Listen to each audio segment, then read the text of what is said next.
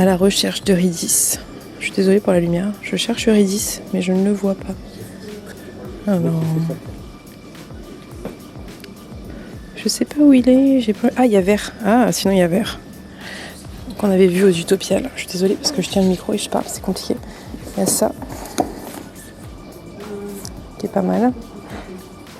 Qui me tenterait bien. Mais Eurydice devrait être dans le coin. Bon, vous l'avez repéré, moi aussi, évidemment. Celui-ci, il part avec moi.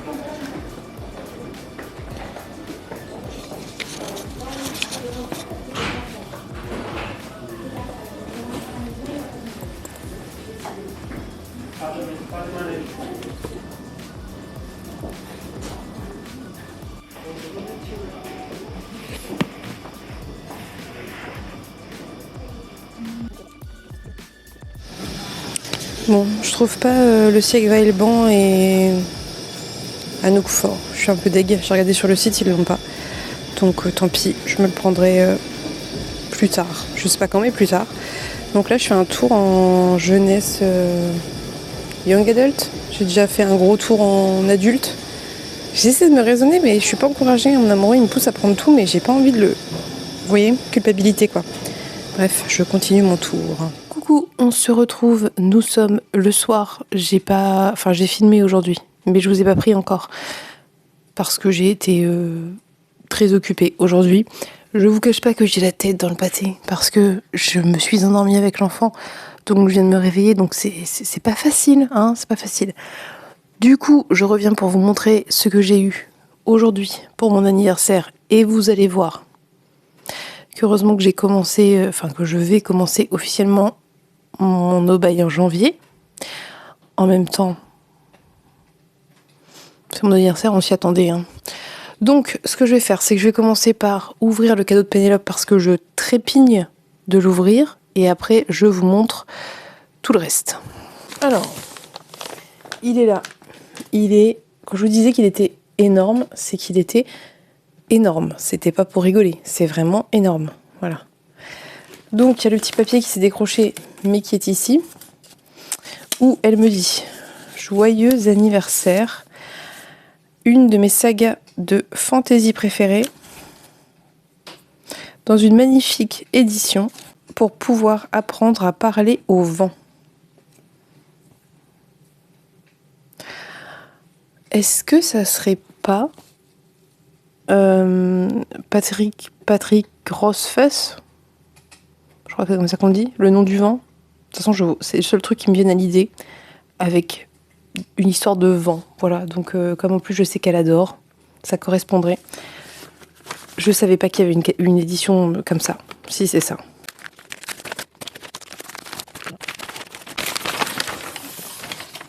Oui, c'est énorme. Je savais pas du tout que ça existait. C'est incroyable. Punaise. Je vais essayer de vous montrer, mais avec le micro, c'est pas facile.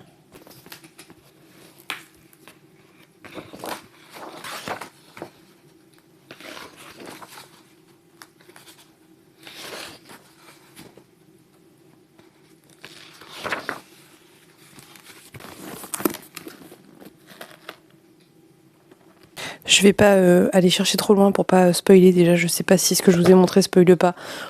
Écoutez, on le découvrira en le lisant.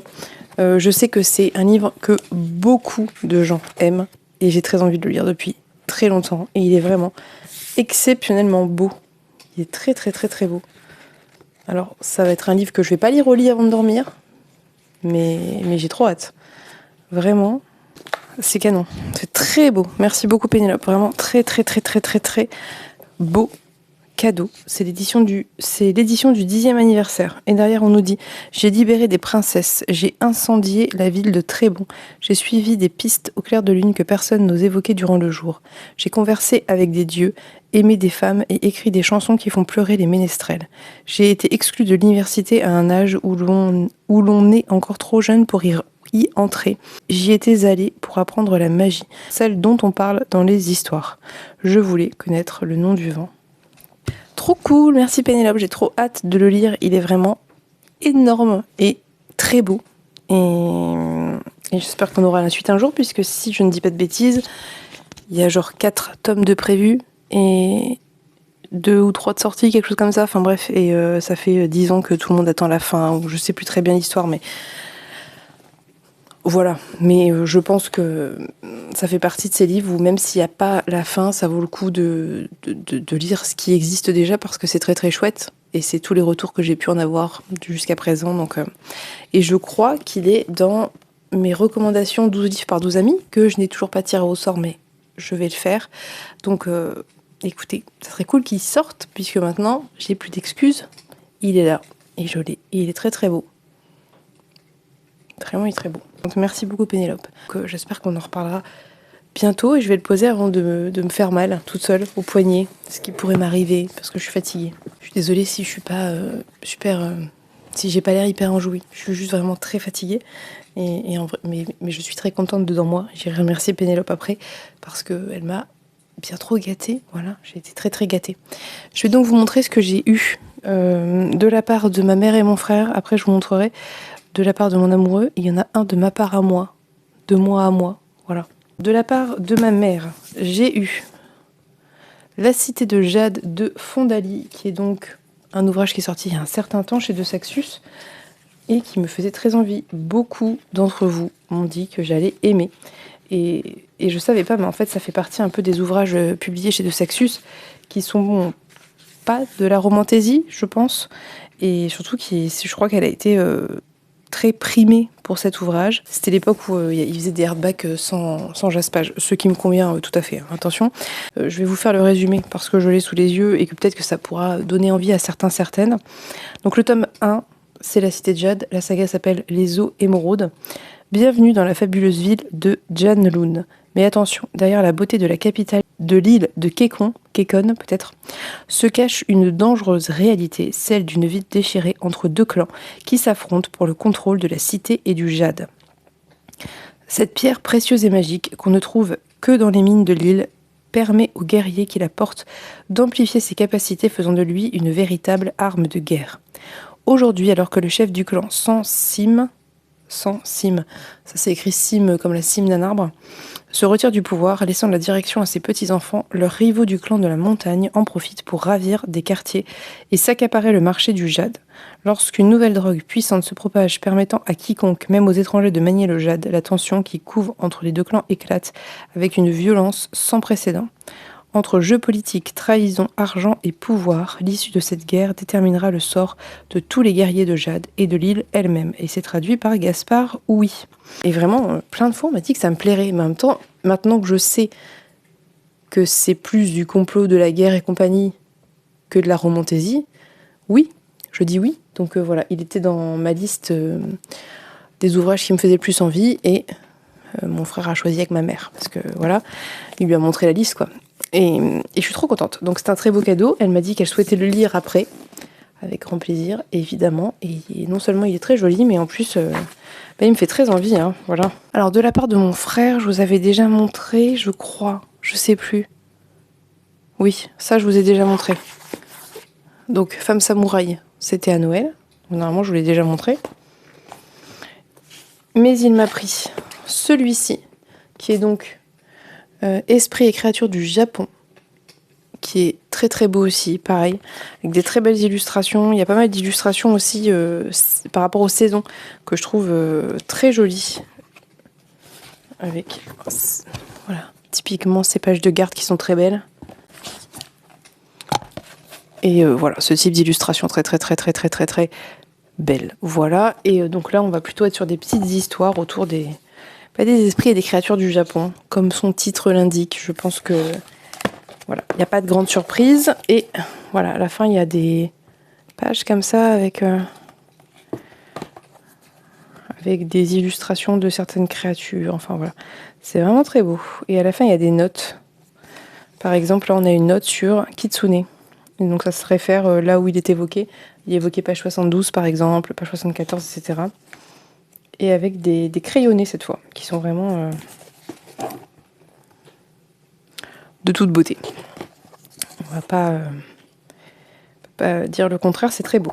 Donc, il m'a pris Esprit et créatures du Japon. Et comme mon frère est quelqu'un qui aime bien avoir des collections complètes, il m'a pris Histoire de fantômes du Japon. Et en tout cas, voilà, il est très beau aussi. J'essaie de vous trouver juste une illustration pour vous montrer, même si je pense que vous aurez parfaitement compris la teneur de l'ouvrage. Est-ce que vous voyez quelque chose avec tous les reflets? C'est pas fou, mais bon, vous avez une petite idée. Voilà, donc 2 très très beaux illustrés qui vont sûrement m'apprendre plein de trucs sur le Japon, qui n'est pas forcément la culture que je connais le plus. Enfin, je connais un petit peu parce que... Ça, c'est très beau aussi, j'aime beaucoup. Je connais un petit peu parce que voilà, je veux dire, on a quand même été... le Japon a eu un gros succès depuis quelques années et que on y est forcément un petit peu confronté et on finit par connaître quelques trucs. Mais je me suis jamais plus renseignée que ça, donc ça sera peut-être l'occasion. Écoutez, en tout cas, je suis très curieuse. Donc voilà, je suis très contente et ils sont très beaux. Je vais prendre un grand plaisir à les lire et à regarder les illustrations. Et il m'a pris 2 autres livres. Est-ce que vous pouvez deviner ce qu'il m'a pris? Je suis persuadée que oui, je vais te donner un indice. La guerre du jade, donc le tome 2 de la saga. Je ne vais pas lire le résumé, vous imaginez bien, parce que c'est un tome 2, que du coup j'ai pas déblisté. Et L'héritage du jade, le 3e volume. Comme ça, j'ai la saga entière. Ça, c'est mon frère, il aime bien quand les trucs sont, vous voyez, il y a tout. Là, je peux tout lire, c'est bon, j'ai tout. Ça le rassure psychologiquement, je pense. Après, ça me va très bien, parce que j'ai très envie de la lire et que je pense vraiment que je vais aimer. Et donc, ce tome-ci, il a reçu un prix Aurora et un prix Locus, ce qui n'est pas rien, je pense qu'on peut dire. Du coup, j'ai la trilogie des eaux émeraudes dans ma palle. J'ai des très jolis graphiques. Mon frère m'a pris des graphiques en me disant « Je sais qu'ils ne rentrent pas officiellement dans ta palle. Donc ta palle, en réalité, ne s'alourdit pas tant que ça. » Ce qui n'est pas faux. Donc c'est très bien. Ça fait finalement avec ce qu'il m'a pris à Noël, donc les mangas et l'autre bouquin illustré, ça va. J'ai pas tant de livres que ça qui rentrent dans ma palle. Sur les 10 entre lui et ma mère, il y en a 6 qui sont des illustrés. Donc voilà, de très très très très bonne pêche, je pense qu'on peut dire. Je pense que tout le monde sera d'accord pour dire que ce sont deux... C'est que je te vois pas. Je t'entends mais je te vois pas. Non, je t'entends rire. Ce sont de très beaux livres. J'ai été très gâtée. Mais c'était sans compter sur mon amoureux qui m'emmenait en librairie. Et vous vous souvenez peut-être, si vous étiez là à l'époque, mais il m'avait fait le coup... Je crois que c'était à la fête des mères. Si je dis pas de bêtises, c'était à la fête des mères parce que je me souviens qu'il faisait beau. Ça doit être ça. En tout cas, il m'a fait ça une autre fois, à une autre occasion, l'année passée. Enfin, non, cette année d'ailleurs, du coup. Il m'emmenait en librairie en me disant, tu prends ce que tu veux et tu te fais plaisir. Et donc, je reviens avec beaucoup de livres à vous montrer parce qu'il me pousse. Il me pousse, hein. Moi, je suis là à me limiter, à trier, à dire non, ça pas trop et tout. Et il me pousse. Il me dit, mais si, vas-y, voilà, c'est l'occasion et tout. Je vais vous montrer. J'ai le sac à côté de moi, je regarde. Je vais commencer par vous montrer celui que je me suis pris à moi. Comme ça, après, on fera tous ceux que lui m'a pris. Et il y en a un paquet. Donc, moi, je m'en suis pris un que j'ai pas trouvé dans la librairie où on est allé. Et on est allé dans une autre après. Et je l'ai pris. Parce que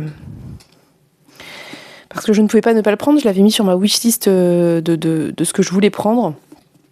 C'est donc La demeure des Mahorel de siècle, Vaillant illustré par Anouk Faure. Je pense que il faut le voir pour se rendre compte de la beauté du bouquin. Déjà, on est sur une espèce de couverture un peu comme si c'était du tissé, un peu texturé. Alors, je pense pas que ça soit réellement, c'est du plastique, hein, c'est pas du tissu, mais ça a ce petit côté texturé qui est très agréable.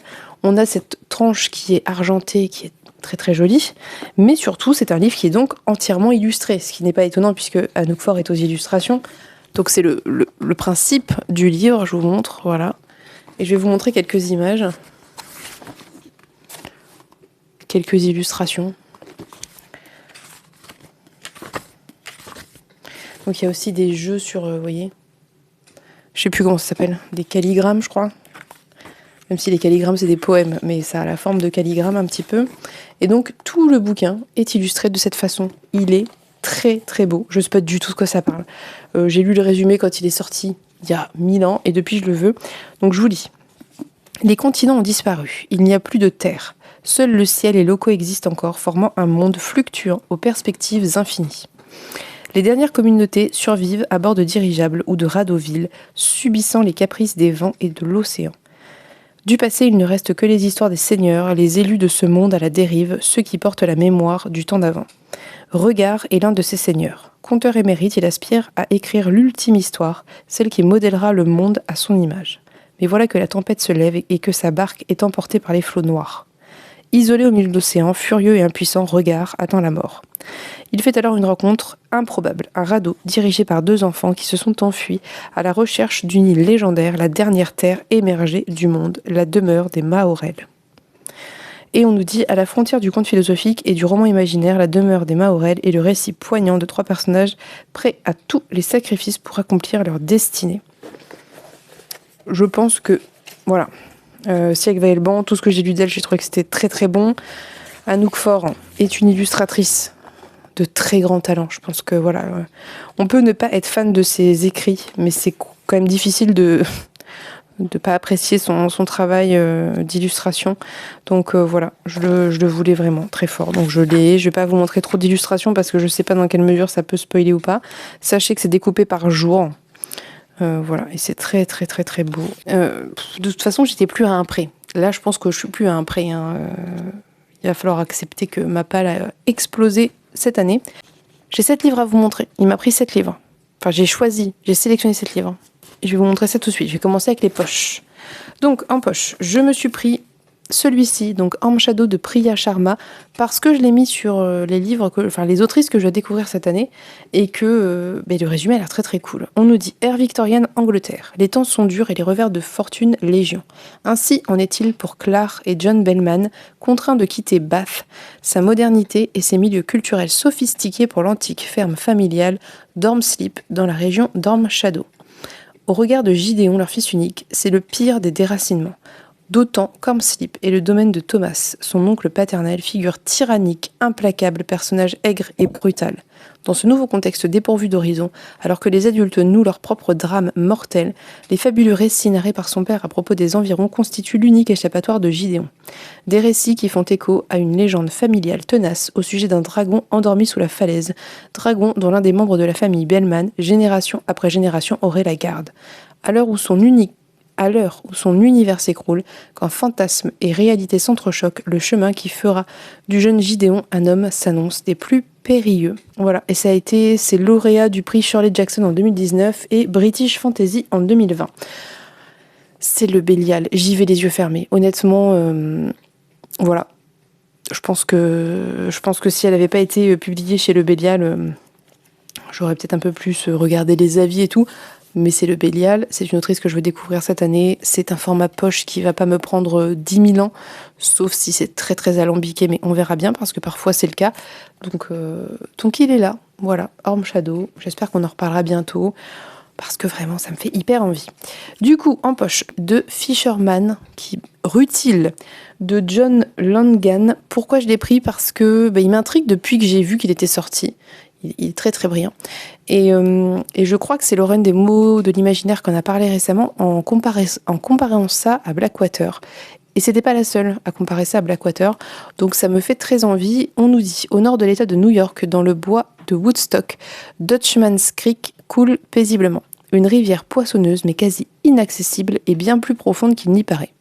Ce matin-là, Ab et Dan, 2 veufs liés par la solitude et l'amour de la pêche, décident de tenter l'aventure. Surpris par une pluie torrentielle, ils se réfugient au Herman's Diner, dont le patron leur raconte l'incroyable histoire de Dutchman's Creek, folklore pense-t-il. Pourtant, ils appartiendront bientôt corps et âme à cette légende aussi ancienne que ténébreuse. Voilà, et c'est traduit par Thibaut Eliroff. Et voilà, je comprends pourquoi ça a l'air de ressembler à Blackwater, après avoir dans le contenu, mais ça me tentait vraiment beaucoup. Honnêtement, si c'est comme Blackwater, ça va se faire tout seul, ça va être un petit page turner, ça va m'embarquer, et puis il y aura sûrement un petit côté un peu horrifique. Moi, ça me va très très bien, donc j'ai choisi de prendre The Fisherman qui me trotte dans la tête depuis un certain temps. Et je vous ai pas dit, celui-ci, il est traduit par Anne-Sylvie Omacel. Je vous le dis quand même, voilà. Il y a un semi-poche qui me faisait très envie aussi, je vous en ai parlé plusieurs fois, c'est Roman de ronces et d'épines de Lucie Barat. Voilà, il est tout petit. Je me souvenais pas qu'il était si petit. C'est publié dans la collection Les Hallucinés et la maison d'édition, c'est les éditions du Typhon, que je ne connaissais pas. Donc je me renseignerai. Et ici, on nous dit, dans un château perdu à l'orée d'une forêt mystérieuse, vivent deux sœurs jumelles.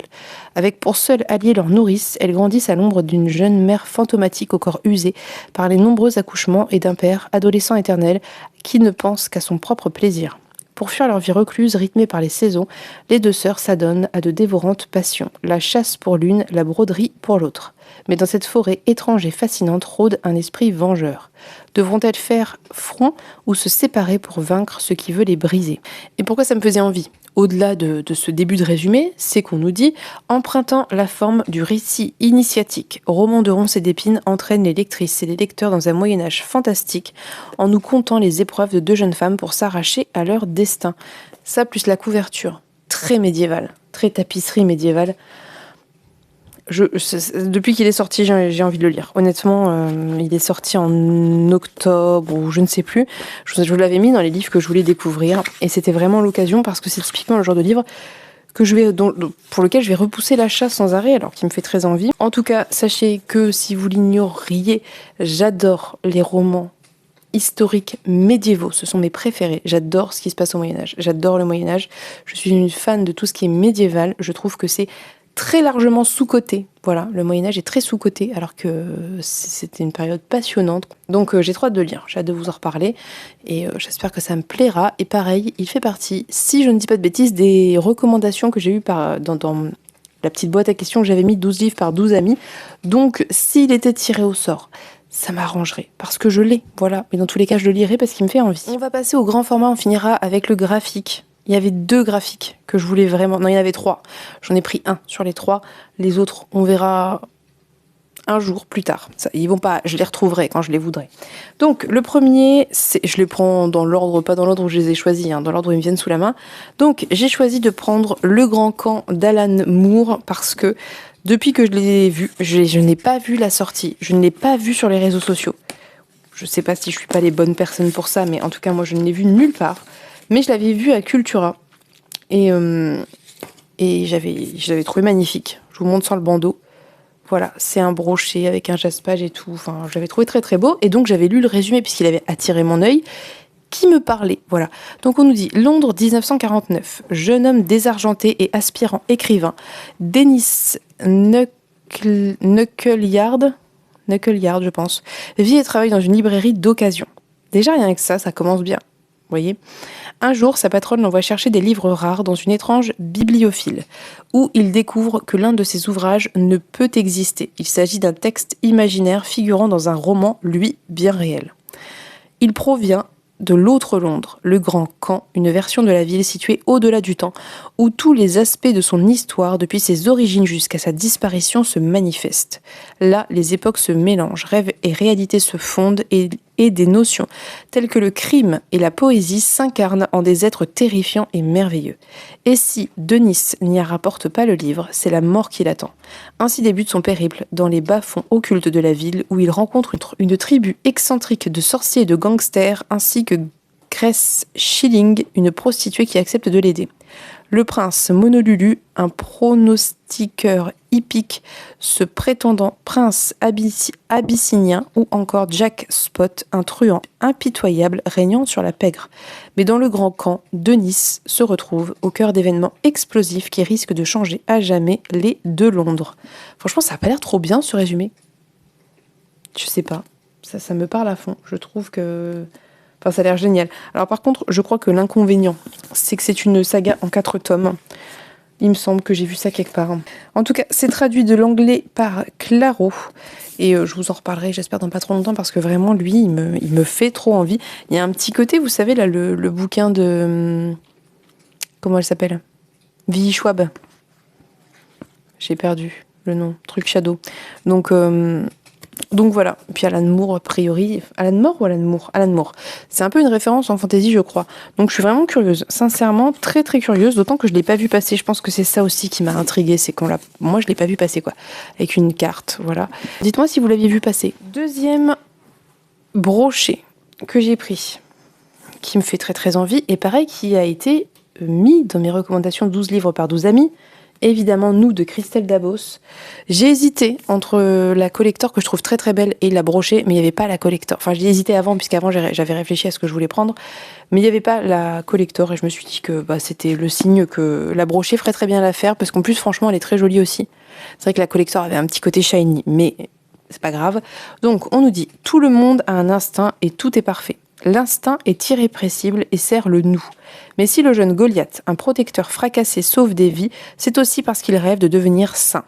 Claire, elle, cache derrière son instinct de confidente un secret qui pourrait faire vaciller tout le système. Dans un monde où la bureaucratie instinctive est impénétrable, où les détracteurs du nous œuvrent dans l'ombre, une chose les relie. Leurs certitudes vont bientôt voler en éclats. Et c'est une dystopie. Franchement, moi, j'ai très, très, très envie de le lire. Je suis persuadée que ça va être une belle dénonciation de plein de choses. Et puis, j'ai confiance en Christelle Dabos. J'ai aimé tout ce que j'ai lu d'elle. J'ai aimé Ici et seulement ici. Donc, voilà. Et quand ma mère l'a vu, elle m'a dit qu'elle voulait le lire aussi parce qu'elle a adoré aussi La Passe Miroir. Donc, je dois le lire et lui prêter. Ou lui prêter, le lire. Je ne sais pas, nous verrons bien. Mais en tout cas, il est là. Et j'en suis ravie. Et le dernier brochet, et alors là, je pense que vous l'attendez tous et toutes parce que j'en ai tellement parlé que voilà, il fallait que je le prenne. Pareil, j'hésitais entre le collector et le brochet, mais le collector était vraiment beaucoup plus cher et je sais pas si ça vaut le coup, honnêtement. Donc j'ai pris le brochet qui fera encore une fois très bien l'affaire. C'est Nettle and Boone de T. Kingfisher. Comment tuer un prince. Voilà. Et donc, je vous refais le résumé, même si je suis persuadée que vous l'avez vu passer comme absolument tout le monde sur les réseaux sociaux. Ce n'est pas le genre de conte de fées où la princesse épouse un prince, c'est celui où elle le tue. La jeune et timide Mara, dernière fille d'un souverain au royaume convoité, assiste impuissante au mariage de ses deux sœurs avec le prince Vorling. Car après la mort mystérieuse de l'aînée, la cadette a dû la remplacer pour tenter de donner enfin un héritier au triste sire. Quand Mara découvre l'ampleur de la cruauté de Vorling, elle ne peut demeurer simple spectatrice plus longtemps. Si elle veut sauver sa sœur et empêcher le sort funeste qui l'attend, elle aussi, alors la princesse doit tuer le prince. Pour mener à bien son plan, il lui faudra recruter des alliés hauts en couleur, une sorcière capable de parler aux morts, et sa poule possédée par un démon, un odorable chevalier en disgrâce et une fée marraine particulièrement douée pour les malédictions. Et c'est un prix Hugo, du meilleur roman 2023. C'est quand même un prix Hugo, quoi. Je veux dire... Voilà, c'est quand même... en général, les prix Hugo, c'est quand même des bons bouquins, quoi. Je veux dire, voilà. Donc vraiment très, très, très, très, très, très curieuse. J'espère que ça me plaira, j'espère que... Voilà, mais honnêtement, j'avais trop envie de le lire pour ne pas le prendre, donc... Pareil, il est très très joli, honnêtement, j'aime beaucoup. Et puis cette histoire de poule m'intrigue. Voilà. La pile devant moi est... Bref, je sais pas si j'ai fait une pile faite pour tenir le choc. Donc je vous montre le dernier qui est un graphique qui me faisait très envie, que j'ai vu aux Utopiales. Je voulais le prendre aux Utopiales, je n'ai pas pu le prendre aux Utopiales parce qu'il a été en rupture de stock. Parce qu'il est incroyable, hein, tout simplement. Et donc c'est...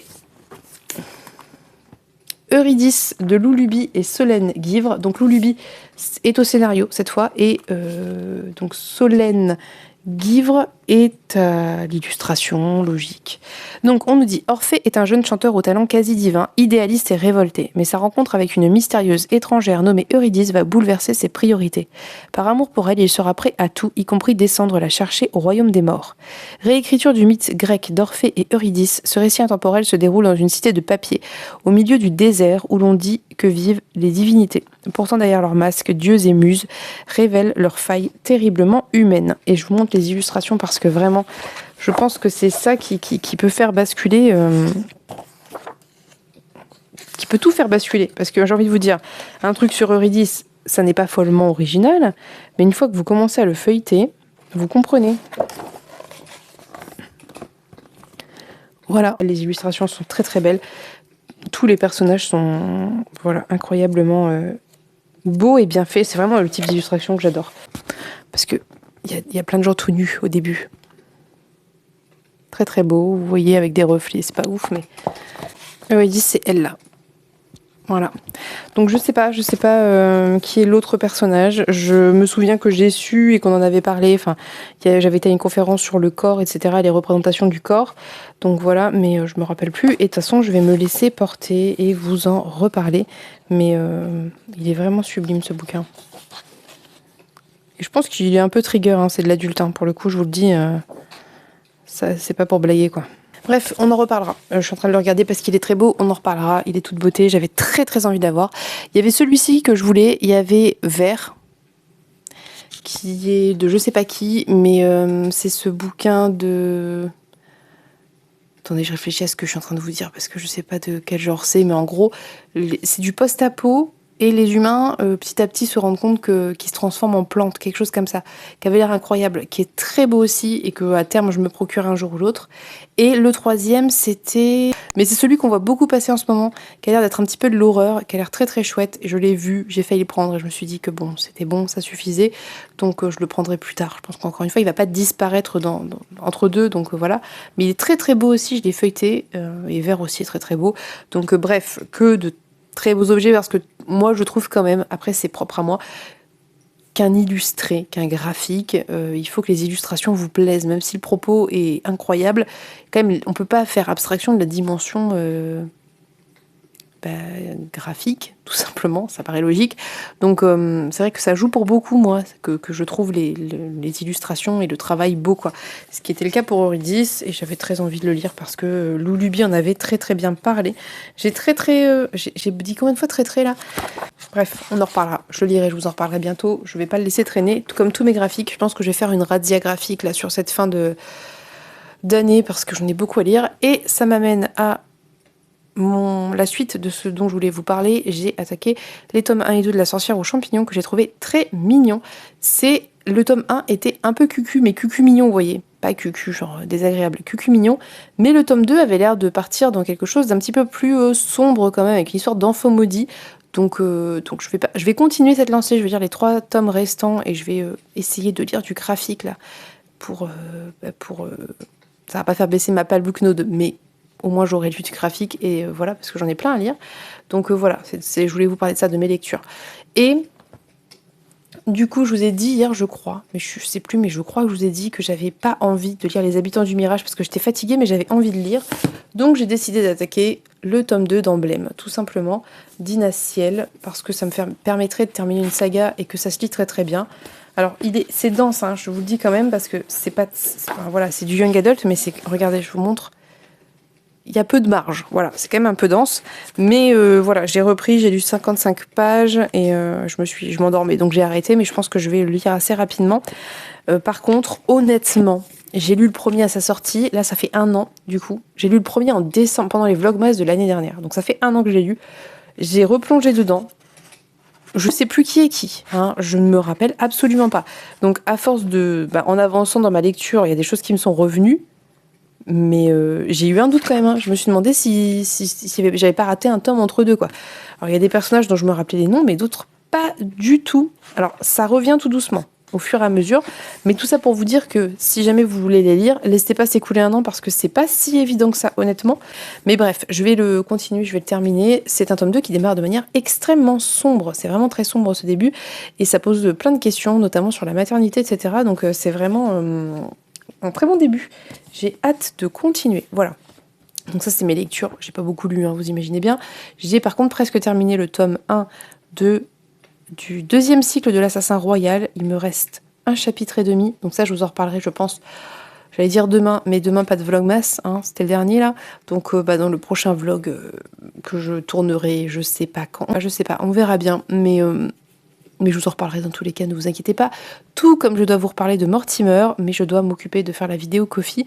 Mais je pense que là, je vais pas vloguer sur cette fin de semaine et je vais me concentrer sur faire des vidéos d'avance pour la semaine prochaine parce que voilà, on va rentrer dans la période des bilans et tout, donc il va falloir que je me motive et que je me bouge parce que c'est des grosses vidéos en général à faire et je voudrais faire le tirage 12 livres par 12 amis parce que j'ai tout là, je n'ai plus qu'à le faire.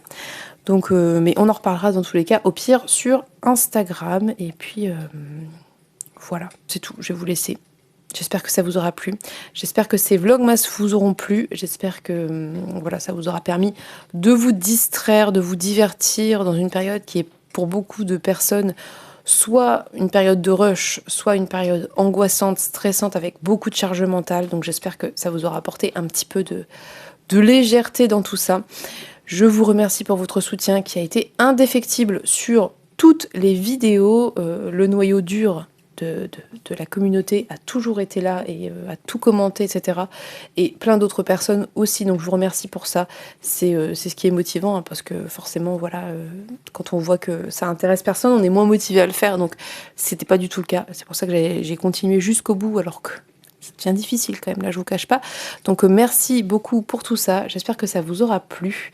Si jamais vous souhaitez me soutenir, n'hésitez pas à aller jeter un coup d'œil à Ko-fi, où il se passe plein de trucs, vraiment, enfin plein de trucs, je pense en tout cas, je trouve qu'il se passe pas mal de choses là-bas, dont DLC, il y a des vidéos exclusives et tout, donc n'hésitez pas à aller regarder ça. Et puis voilà, je vous souhaite une très belle fin de journée, début de soirée, fin de semaine, tout ça, tout ça. Je vous fais de très très très gros bisous et on se dit à bientôt pour une prochaine vidéo. Bye bye!